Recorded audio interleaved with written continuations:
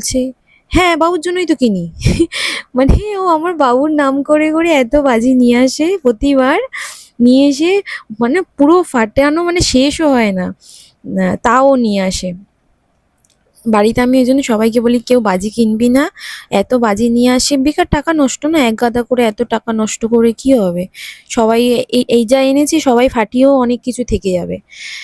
আর আমার মেসি ভাইয়ের ছেলে আছে, আর ও হচ্ছে একসাথে থাকবে, আর দুজন মিলে বাজি ফাটাবে, আনন্দ করবে। ওদের দুজনের বাজি ফাটাতে খুব ভালো লাগে। আর আমার মাও, ওদের সাথে সাথে আমার মাও বাজি ফাটায়। মাও ভালোবাসে বাজি ফাটাতে।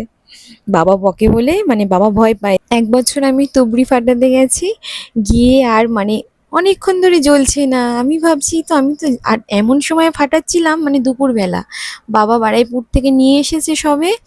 আর মানে তস্যই ছিল না, একটু বাচ্চা মতন ছিলাম। তো সঙ্গে সঙ্গে বসি আর